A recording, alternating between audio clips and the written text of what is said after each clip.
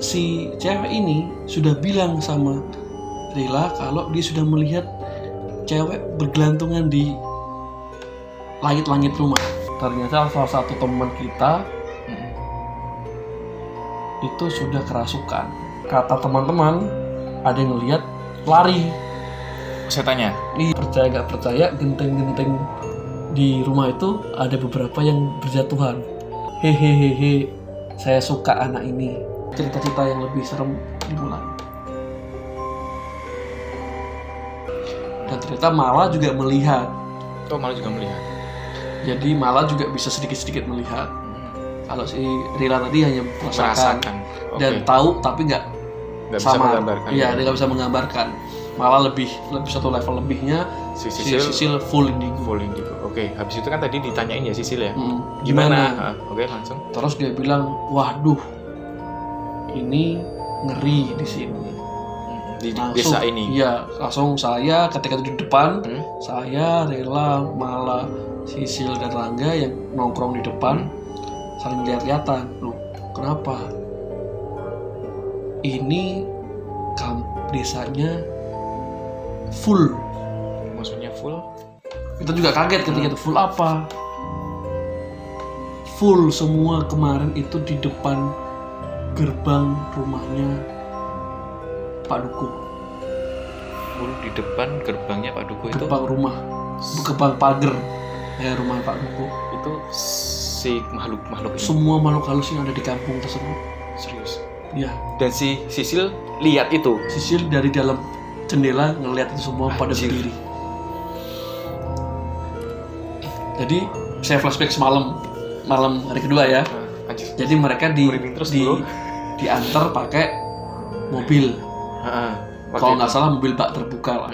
Didudukan di situ diantar.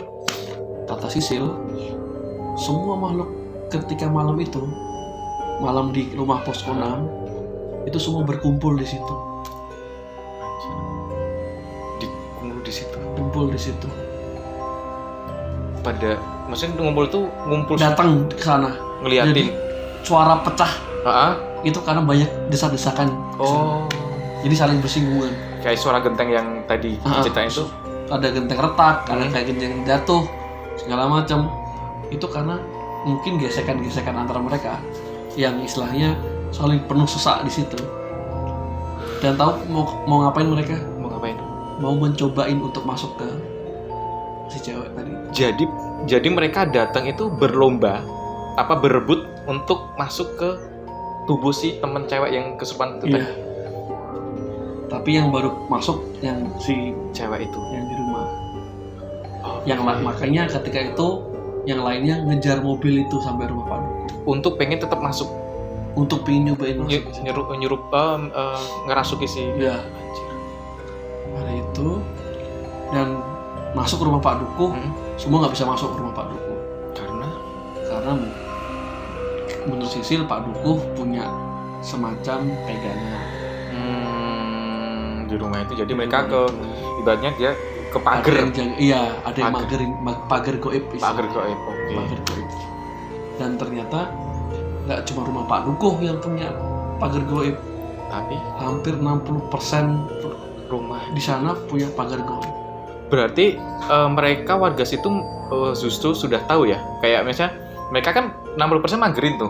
Berarti kan mereka tahu kalau di situ ternyata. Nanti itu ketika di hari kesekian akan diceritakan sama salah satu ketua pemuda yang dekat dengan kita. Oh, oke. Itu nanti ya. Nah, setelah itu masih siang bolong ya, sekitar jam 10, jam 12 segala macam.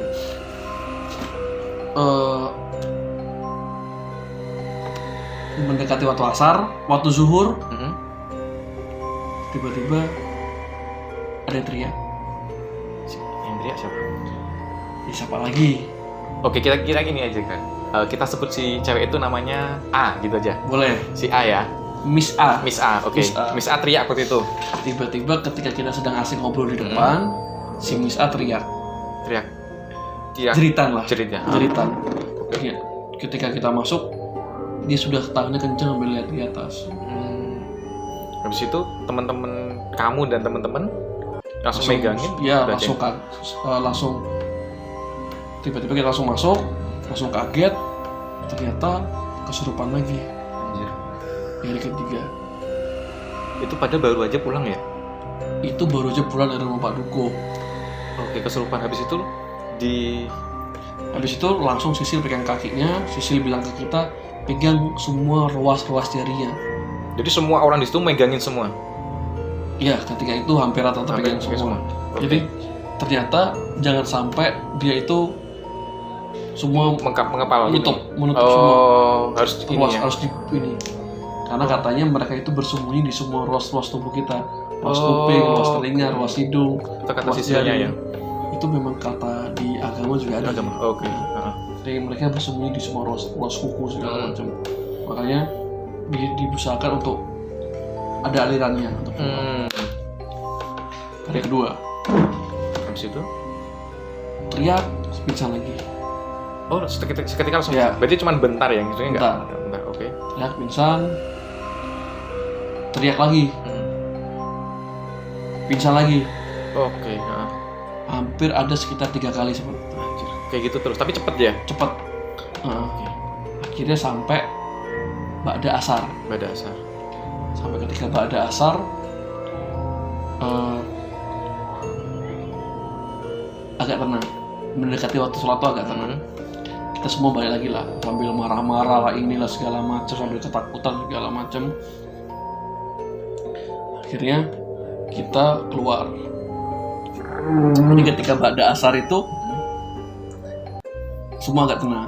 Oke. Si Miss A yang tadinya kesurupan sudah agak mendingan. Tiba-tiba ada teman saya sholat asar jamaah di situ.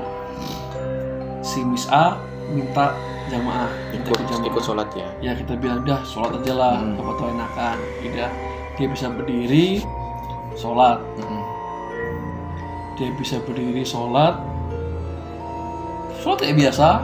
Kebetulan ketika itu saya di luar, sedikit melihat lagi sholat.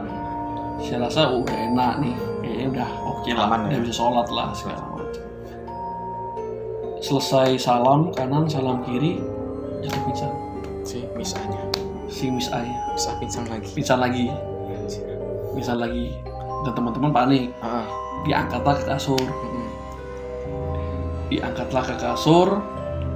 Dan tiba-tiba selang 5-10 menit dia siuman. Dan tanya, kok aku bisa pakai mukena? Dia tanya gitu, kok aku bisa pakai mukena? Berarti kan kita semua tanya loh, kok bisa pakai mukena? Ditanyalah sama teman-teman.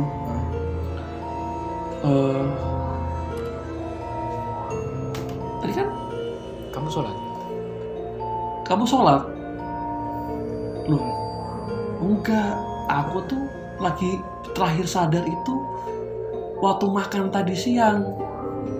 Yang ternyata makan siang itu ternyata jam 11 siang. Berarti logikanya selang waktu jam 11 sampai asar itu dia bangun tidur, siuman nggak siuman segala macam, dia setengah sadar, sempat ngobrol, sempat manggil teman-teman, itu dia bukan dia. Itu masih dirasuki sama anjir, ikut sholat setan. Si jin ini berarti ikut sholat.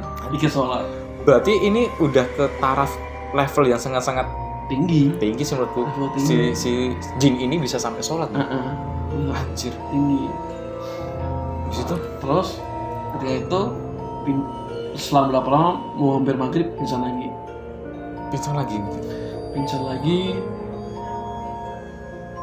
siuman lagi, kayak gitu, pingsan siuman selama 1 hari, teriak 1 hari, sampai akhirnya agak di setelah maghrib yang agak kenceng dia kesurupannya, lebih gede gitu ya, lebih agak sedikit gede. Tapi ketika itu teman-teman bisa sedikit mereda. Setelah itu kita nggak mau ketipu dong dengan kondisi yang sholat tadi. Kita coba ngecek. Ini siapa? Nama-nama ini Ngabsen nama. Si A, ini si B, si C, si D, si E, si F, si G, Sisil, Mala, Rila, gitu kan. Tapi ketika itu kita nggak ngeh, dia nggak manggil nama Rangga sama Gelegar. Namamu ya. Berarti Rangga sama namamu Gelegar nggak disebut sama si Miss A. Nggak tahu ketika itu kenapa nggak disebut, kita nggak tahu, tapi kita juga nggak ngeh. Kita nggak notice lah maksudnya. Nggak notice lah ketika nggak dipanggil. Ya karena kita asal nunjuk, oh siapa ini. Nah, dan ternyata pingsan lagi. Tapi di absen itu pingsan lagi. Habis itu sadar lagi. Beberapa waktu sadar lagi. Dan tahu dia jawab apa? Yang dia rasain itu terakhir sadar adalah ketika dia habis sholat tadi. Berarti selama tadi itu absen itu kita dimanipulasi lagi sama anjir. Yang kadang-kadang bercandaan, kadang-kadang kita senderin di kasur, kadang-kadang kita ketawa senyum-senyum. Tapi itu kondisinya kayak normal gitu ya? Normal. Kayak orang biasa sadar gitu. Kayak orang sadar. Tapi cuma ternyata lemes dia, senyum ngeliatin, nggak ikut bercanda tapi ikut senyum. Berarti mantap sih. Memang kita semua shock semua ketika itu. Di puncaknya adalah ketika jam 9, start mulai jam 9 malam itu. Jam 9 malam, oke. Kejadian itu adalah kejadian jam itu 9 malam itu. Kejadian itu malam itu kita tiba-tiba dapat serangan yang gila. Sisil tiba-tiba masuk. Semua tiba-tiba masuk, ketakutan. Langsung si Miss A kesurupan. Hebat di situ. Jam 9 malam itu. Jam 9 malam itu. Oke. Waktu itu kesurupan hebatnya adalah teriak-teriak, meronta-ronta. Dan itu semua yang nanganin masih langsung si Sisil ketika itu antara kuat nggak kuat, malah Sisil Rila justru menjauh ketakutan kali. Malah sedikit lebih bisa menahan sambil megangin beberapa bagian. Sisil benar-benar di kaki, dia tarik dari kaki. Berarti Sisil yang paling berani. Sisil ya, karena dia tahu. Karena dia tahu caranya. Di situ ingat nggak kejadian waktu di hari kedua di depan teras yang banyak ngumpul orang gitu, yang Sisil ketakutan, megangin sambil ketakutan, dan itu kejadian lagi. Si Sisil ketakutan waktu itu. Iya. Megangin sambil ketakutan. Saya, Rangga, semua pegang tangannya semua. Kurang lebih tinggi badan si Miss A ini sekitar 156, 157, 158, andal 160 lah. Mungkin berat badannya ketika itu sekitar 40-an. Tergolong masih ringan ya. Tapi nggak ada yang bisa ngangkat si Miss A ini. Kita angkat semua terpental. Terpentalnya bukan kayak di film-film terpental ya. Cuman kita angkat, kita nggak kuat. Oke. Sampai Sisil minta semua pegang ruas-ruas, ini merinding. Ditarik semua, selain didoain, saya ke bagian punggung. Punggung maksudnya untuk berdiri, untuk dudukin dia, karena posisi dia tidur. Buat didudukin gitu ya? Dia didudukin. Oke. Dan itu saya yang ketika itu berat badan sekitar 60. Seharusnya mudah dong untuk orang sekecil itu, gitu kan. Untuk berdiri ini tuh nggak kuat. Kamu sendiri nggak kuat ya? Nggak kuat. Oke. Dan itu saya teman-teman udah panik. Nah itu lama itu kejadian, hampir sekitar 1 jam. Kondisi kayak gitu ya? Genting gitu. Genting. Oke. Kebetulan di situ ada teman-teman yang main ke rumah. Karena nggak sengaja, bukan karena disengaja. Okay. Teman-teman yang main itu maksudnya teman-teman dari kelompok lain. Oke. Dan anehnya ada dari desa lain deh, bukan desa yang sama, datang ke sana, katanya sudah terdengar suara cerita bahwa Miss A ini kesurupan. Sudah nyebar ya? Ada nyebar. Kebetulan teman saya juga, saya kenal. Awalnya mereka nggak percaya. Begitu lihat kejadian itu, langsung pamit pulang. Ketakutan. Hanya tinggal satu teman saya, orang Arab. Pintar baca Al-Quran. Akhirnya kita minta, baca Al-Quran. Dia baca Al-Quran sambil tiba-tiba keringetan. Si orang Arab ini ya? Keringetan, rasa panas. Padahal saya jarang lihat dia keringetan. Bukan tipikal orang yang gampang keringetan. Gitu kan. Dan itu malam juga ya? Dan itu malam sekitar jam 10. Nggak mungkin kan kalau panas kan? Nggak mungkin, kalau logikanya nggak mungkin. Nggak mungkin. Akhirnya tiba-tiba Sisil teriak, tolong di semua pintu-pintu didoain. Di pintu-pintu rumah itu ya? Ya, pintu depan dan ada pintu belakang. Saya ketika itu diminta untuk, Mas tolong di pintu depan cari orang yang bisa bacain. Kebetulan saya dapat teman dari posko lain, unit 6, unit Raga, untuk saya bacain di depan. Dan temen yang Arab ini saya kasih di pintu belakang karena laki-laki. Saya minta didoain segala macam. Tiba-tiba dia nyerah. Yang di belakang, yang cowok Arab itu. Karena katanya dia dilempar paku yang di styrofoam kalau untuk pin itu ya? Paku pin. Anjir, dilempar beberapa. Kena.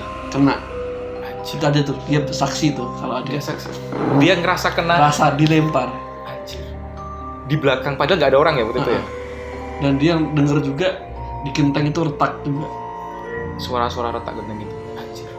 Berarti hebat juga ya, hampir sama kayak yang kesurupan di malam kedua pertama. Kalian tahu kenapa bisa gitu? Kenapa? Terulang lagi, hampir semua makhluk di desa itu datang lagi ke situ dan nyobain. Berarti kondisinya hampir sama. Cuma beda rumah. Beda rumah dan beda satu lagi. Semua silih berganti masukin itu. Dari pagi sampai malam. Itu udah beda-beda berarti. Yang masukin si Miss A itu. Dari pagi sampai malam itu. Anjir. Bahkan si penjaga rumah yang ditemuin Sisil di awal pertama kali datang juga penasaran dan ikut cobain masuk ke Miss A. Oke. Serem sih itu. Serem. Terpuncaknya adalah, ingat kan tadi saya dorong, itu posisinya adalah ketika si Miss A diinjek dari atas sama makhluk yang Sisil hanya bisa ngelihat pahanya saja. Pahanya aja berarti? Di genteng itulah pahanya aja. Paha atas sudah nggak kelihatan di mana. Berarti dia, Sisil melihat si Miss A ini diinjak sama si makhluk besar banget. Anjir. Ya mungkin kalau diibaratkan di Jawa itu buto ijo lah istilahnya. Buto ijo ya. Besar, hanya kelihatan kakinya. Anjir. Oke. Dan si penjaga rumah ini merupakan makhluk terspesial di situ. Maksudnya si penjaga rumah itu adalah si setan yang ada di rumah yang pertama kali dijumpai. Oke. Itu cewek ya? Dia yang paling spesial. Karena boleh dibilang dia yang paling lama di situ. Istilahnya gini, tuan rumah. Oke.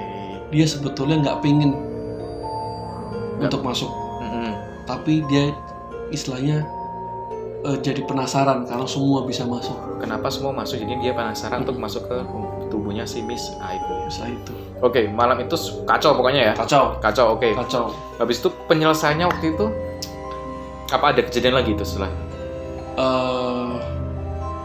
Ketika itu ya akhirnya kita bacain doa bareng-bareng. Semua baca doa, akhirnya reda. Di jam 11 dan tiba-tiba datang seorang orang pintar di daerah situ yang sengaja dipanggil oleh warga. Berarti warga udah tahu ya kejadian di malam itu ya? Tahu, dari awal hari sudah tahu. Oke, si orang ini datang, doakan, reda, dan memberikan sebuah saset isinya jinten untuk ditempel di rumah. Oh, ditempel di atas pintu gitu? Atas pintu, tembok, segala macam disebar di beberapa titik. Akhirnya memang reda. Tapi ada pergolakan di antara kita. Pergolakan apa? Atas dikasihnya jinten-jinten itu. Oh, karena kayak percaya. Kebetulan kan kampus kita kampus Insya Allah Islam. Oke. Yang diminta untuk tidak percaya hal yang istilahnya musyrik seperti itu.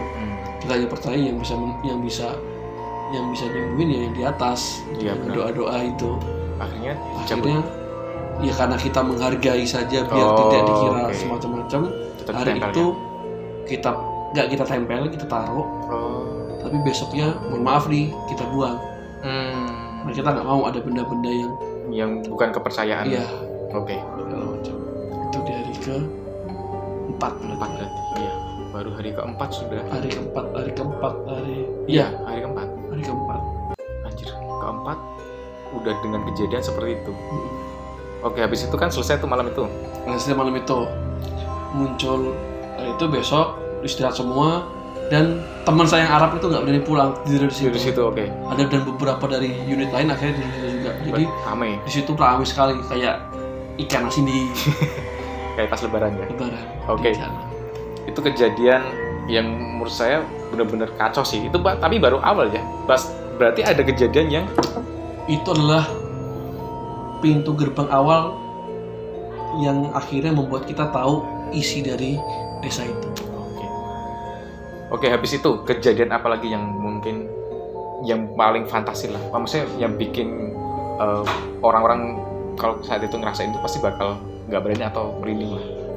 Hari berikutnya berarti hari ke-5 itu akhirnya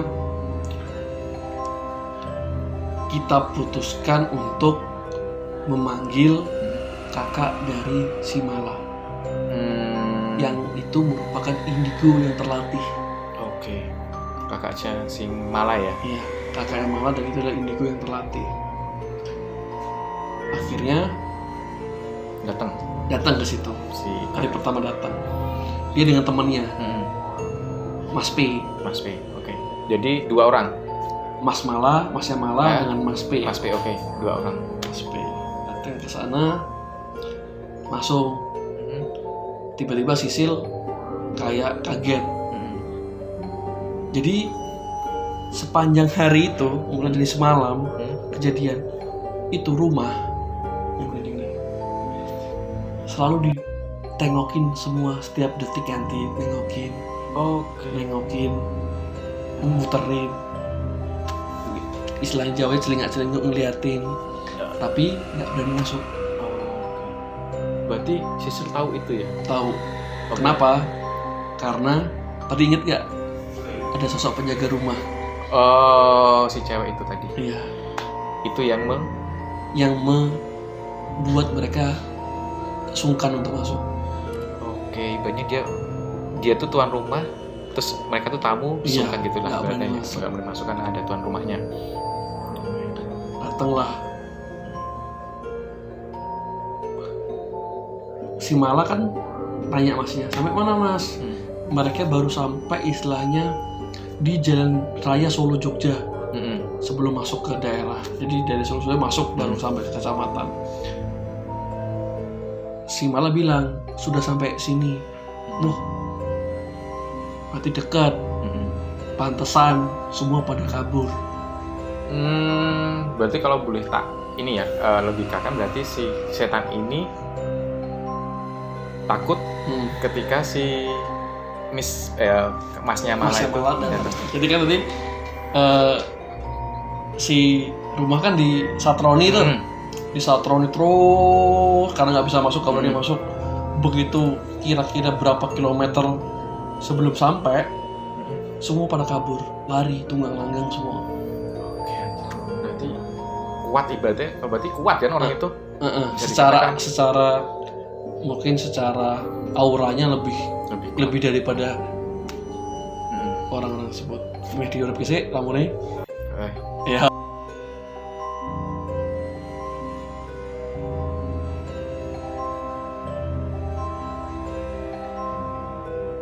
Dari jarak 5 km itu sudah pada tarik-tarik tunggang langgang. Si setan itu ya. Ya, akhirnya sampailah ke posko. Si kakak masnya Mala.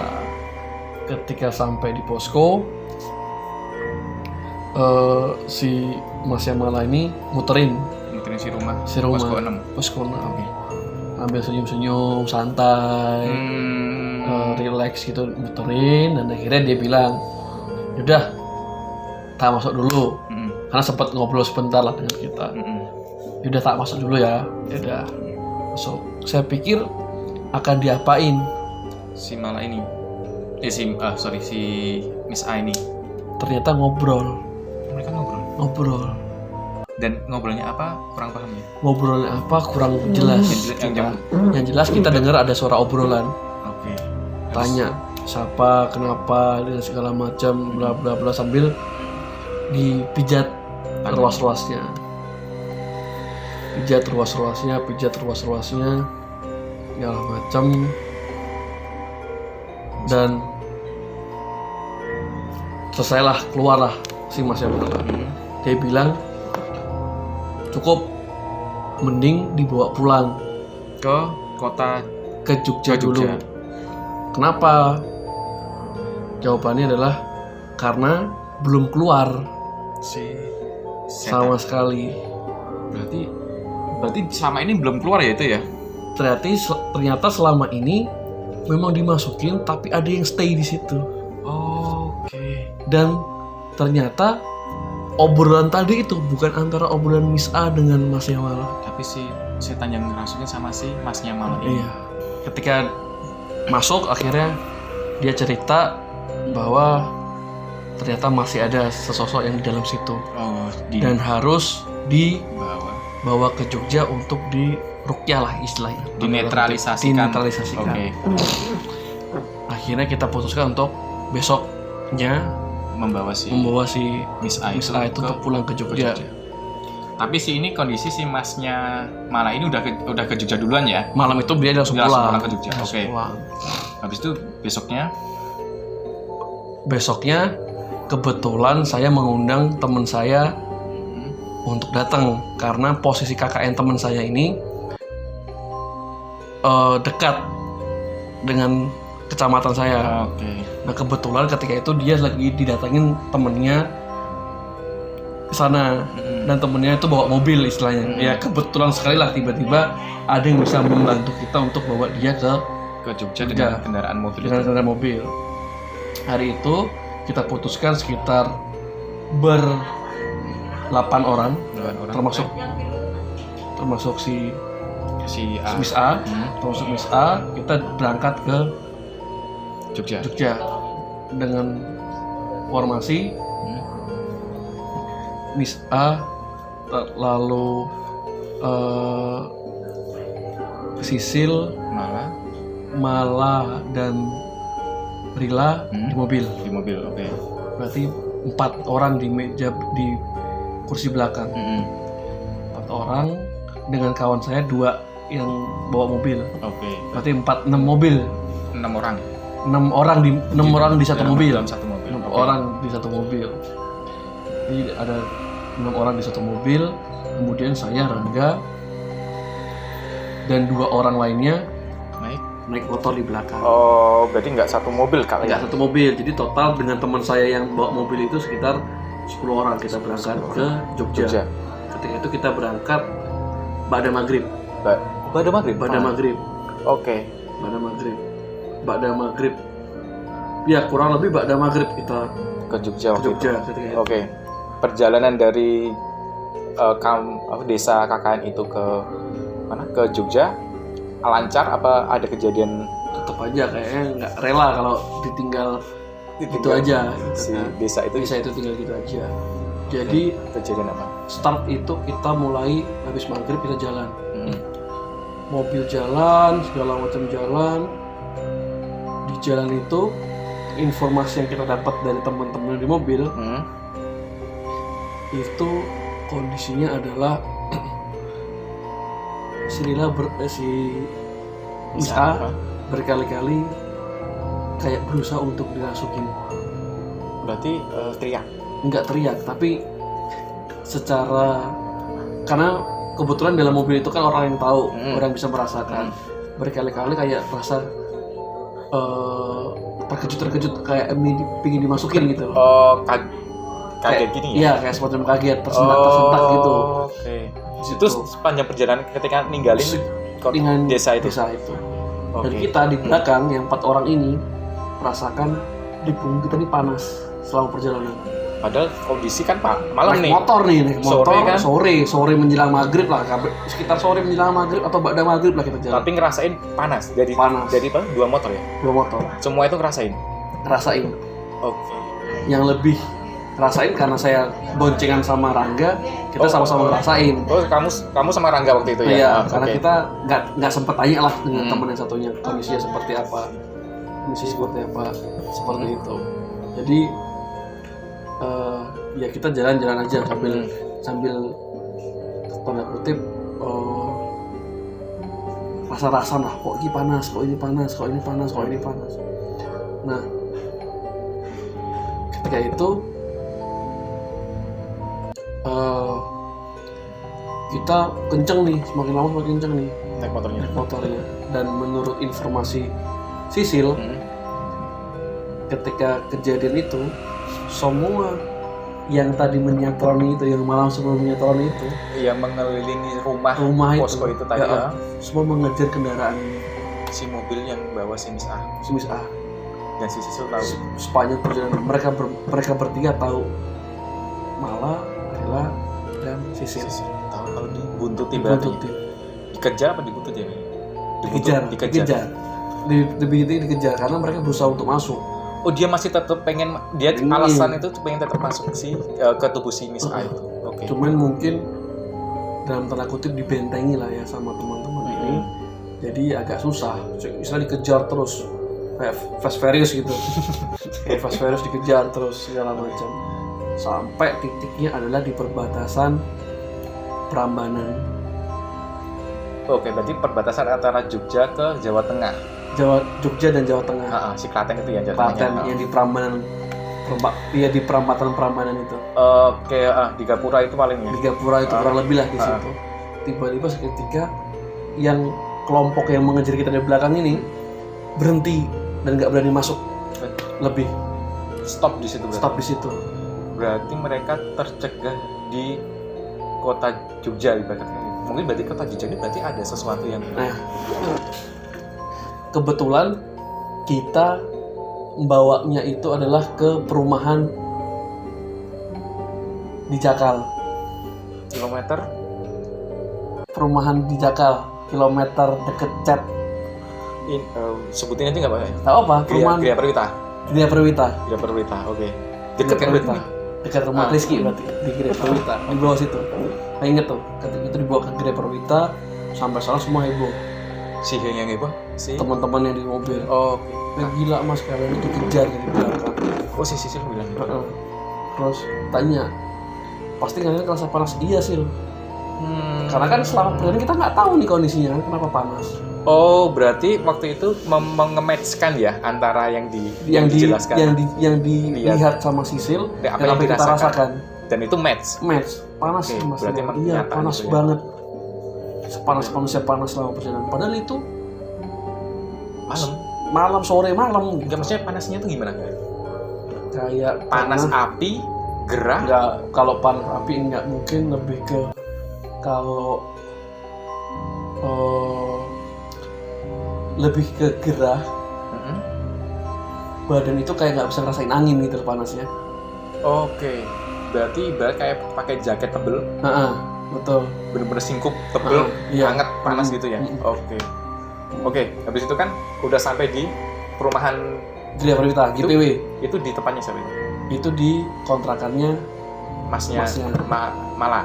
Oke, berarti sampai di situ nih. Iya. Itu jam sekitar malam malam lah, karena kan perjalanan kita sebentar ya, sekitar setengah jam, 40 menit aja. Jadi masih nggak terlalu jauh lah, masih ya sebelum Isya kita sampai lah di situ. Kita di sana sampai dan langsung dieksekusi sama si Masnya Mala ini. Jadi disuruh nginep, memang nggak disuruh pulang dulu ke rumahnya. Oke, untuk dinetarisir di situ dulu aja. Oke. Dan di situ informasinya memang workshopnya si Masnya Mala, karena dia akhirnya semacam punya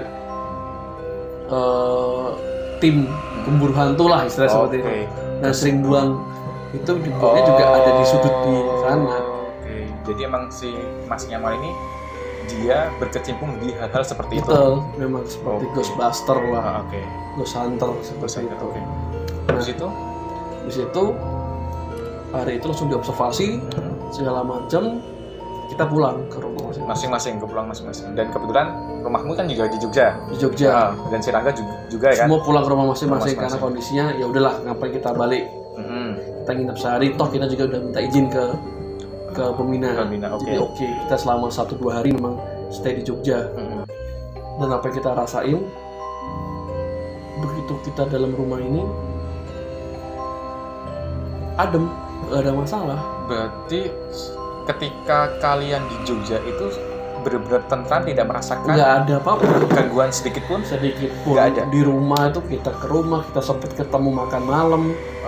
Itu nggak ada masalah, nggak ada yang digodain, nggak ada yang merasa panas, nggak ada sama sekali. Itu di Jogja berarti cuma sehari ya? Apa? Malam, besok malamnya pulang. Oh berarti 2 hari 1 malam lah? 2 hari 1 malam. 2 hari 1 malam kita di sana. Jadi kita balik sekitar besoknya. Lusa ya? Iya. Oke nih, di Jogja aman nih berarti ya? Di Jogja aman, kita udah kayak manusia normal. Nggak ada yang merasakan yang hal-hal yang aneh. Nggak sama sedikit pun nggak ada. Oke. Jadi total selama 5 hari kejadian dari mulai hari kedua sampai dengan hari ke-7 itu totalnya nggak kita rasain apapun di Jogja. Dan akhirnya di hari ke-8 ketika itu kan hampir di bulan Ramadan, akhirnya kita memutusin untuk segera pulang ke lokasi KKN karena sebentar lagi puasa. Oke. Habis itu kan balik nih. Terus setelah dari Jogja ke sana kan udah ke sana lagi nih. Ada kejadian lagi nggak yang Oke.